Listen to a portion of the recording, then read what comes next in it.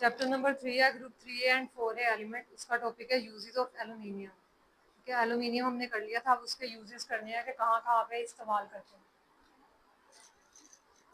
तो सबसे पहले कौन सा है, ट्रांसपोर्ट इंडस्ट्री।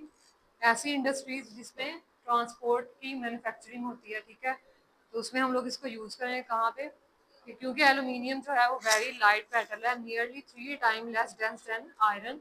आयरन जो है वो क्या होता है, थोड़ा सा हैवी होता है, लेकिन एलुमिनियम उससे 3 टाइम जो है वो लाइटर है। इसके अलावा इसके पास टेंसाइल स्ट्रेंथ जो है वो हाई है। These properties account for its extensive use in transport industry। यही वजह है टेंसाइल स्ट्रेंथ और इसका वेरी लाइट वेट जो है वही वजह है कि ये ट्रांसपोर्ट इंडस्ट्रीज में यूज की जाती है। एयरक्राफ्ट, शिप्स या कार्स की जो इंडस्ट्रीज है जहाँ पे ये बनते हैं। सेकंड हमारे पास है conductor of heat and electricity. तो ये क्या है, एक्सीलेंट कंडक्टर है हीट का और इलेक्ट्रिसिटी का, यानी कि हीट और इलेक्ट्रिसिटी आसानी से इससे पास हो जाती है। ठीक है, और ये कहाँ कहाँ यूज होगा, chemicals, oils and other industry में भी यूज किया जाता है। इसके अलावा केबल्स बनाने में भी एलुमिनियम को यूज करते हैं। ठीक है, इलेक्ट्रिक जो वायर्स होती है ना उसकी केबल्स। उसके बाद है इंसुलेशन फॉर बिल्डिंग्स। बिल्डिंग्स के ऊपर कुछ लोग जो है वो क्या करते हैं, इंसुलेशन करते हैं एलुमिनियम की, क्योंकि ये एक्सीलेंट रिफ्लेक्टर है और जो रेडिएशंस आती हैं सन से उसको अंदर नहीं आने देता बिल्डिंग के, जिसकी वजह से बिल्डिंग के अंदर हीट जो है वो कम होती है। यही वजह है कि इसको इंसुलेट बिल्डिंग्स के लिए यूज किया जाता है। उसके अलावा एलुमिनियम फॉइल जो है वो भी यूज किया जाता है नेविगेशन। नेविगेशन में यूज किया जाएगा नेविगेशनल इक्विपमेंट्स बनाने में। ये क्या होते हैं, नॉन मैग्नेटिक होते हैं ये इक्विपमेंट्स। उसके बाद है गुड रिड्यूसिंग एजेंट है ये। ठीक है, इसलिए इसको केमिकल इंडस्ट्री में भी यूज करेंगे। तो आप ये हेडिंग्स याद कर लो ना, तो ये शॉर्ट में आता है, तो आपने इस तरह पॉइंट्स बना के लिखने हैं। उसके बाद नॉन टॉक्सिक है। ठीक है, और कहाँ पे यूज होगा, फूड बनाने में, क्योंकि नॉन टॉक्सिक है ना, इसलिए इसको फूड में हम लोग यूज करेंगे। उसके अलावा ब्रेविंग इक्विपमेंट्स और पैकेजिंग, पैक करते हैं जो चीजें, उसमें भी इसको यूज करते हैं एल्यूमिनियम को। आपने एल्यूमिनियम पेपर देखा होगा, सिल्वर कलर का होता है जो,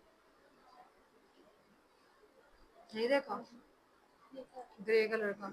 उसके बाद है अलोएस। अलोएस बनाने में यूज होगा। अलोए क्या होता है, जिसमें 2 से ज्यादा मेटल्स जो है वो होते हैं। कौन कौन से हैं, कॉपर, मैग्नीशियम, निकल और जिंक की उन्होंने एग्जांपल दी है। उसके बाद घर में इसको कहाँ यूज करते हैं, कुकिंग यूटेंसिल्स। जो घर के बर्तन होते हैं वो भी इससे बने होते हैं, एल्यूमिनियम से। विंडोज के फ्रेम, यानी कि जो साइड पे जो फ्रेम लगे होते हैं, अंदर तो शीशा होता है ना साइड वाले। उसके बाद किचन फॉइल, किचन के लिए भी यूज होता है। जो किचन में कुछ लोग नहीं लगाते शेल्फ के ऊपर, एल्यूमिनियम लगा देते हैं वो। ठीक है, उसकी शीट रखते हैं। उसके बाद milk and petrol storage tanks. जो टैंकर्स होते हैं जिसके अंदर मिल्क होता है या पेट्रोल होता है, तो उसके अंदर वाली साइड पे क्या करते हैं, एल्यूमिनियम फॉइल लगा देते हैं। नेक्स्ट हमने जो स्टार्ट करना है वो है ग्रुप 4 एलिमेंट्स। ग्रुप 4 एलिमेंट्स में कौन से आते हैं, कार्बन, सिलिकॉन, जर्मेनियम, टिन और लेड। ठीक है, इनकी एब्रीविएशन लिख रही है। कार्बन का क्या है, सी, सिलिकॉन का SI, जर्मेनियम का G, टिन का SM, लेड का PB। इनके एटॉमिक नंबर याद करने हैं, 6, 14, 32, 50 और 82। उसके बाद है इनकी इलेक्ट्रॉनिक कन्फिग्रेशन। तो आपने ये वाली लाइन ना कल मुझे याद करके लानी है। 1s 2s 2p, नंबरिंग नहीं ऊपर वाली। फिर 1s 2s 2p 3s 3p 4s 3d 4p 5s 4d 5p 4f 5d 6s 6p।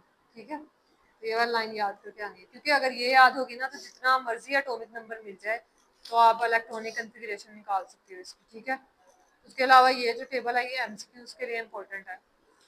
Next है हमारे पास प्रॉपर्टीज। तो हमने प्रॉपर्टीज पढ़नी है। कार्बन और सिलिकॉन जो है वो क्या है, ग्रुप 4 में नॉन मेटल है और बाकी सब क्या है, मेटल्स हैं, फर्स्ट 2 को छोड़ के, कार्बन और सिलिकॉन को। इनकी 3 प्रॉपर्टीज है। सबसे पहले क्या है, कैटिनेशन। कैटिनेशन किसको कहते हैं, ज्यादा से कार्बन जो है वो लिंक हुए हों एक और चेन बना ले, उसको क्या कहते हैं, कैटिनेशन।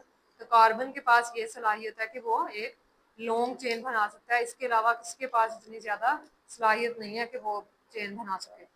उसके अलावा सिलिकॉन जो है वो बनाता है, लेकिन उसके पास ऑक्सीजन होता है उसके साथ। ठीक है, सिलिकॉन कभी भी अकेला नहीं बनाएगा, उसके साथ ऑक्सीजन होगा।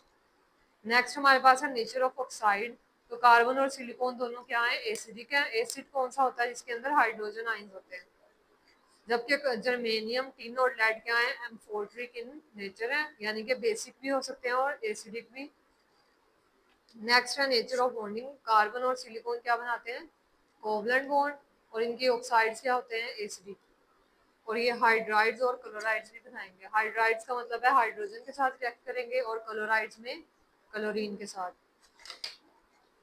तो यहाँ पे तीन प्रॉपर्टीज इसकी हो गई हैं, कैटिनेशन, नेचर ऑफ ऑक्साइड और नेचर ऑफ बॉन्डिंग। तो यहाँ तक करके आना है कल को।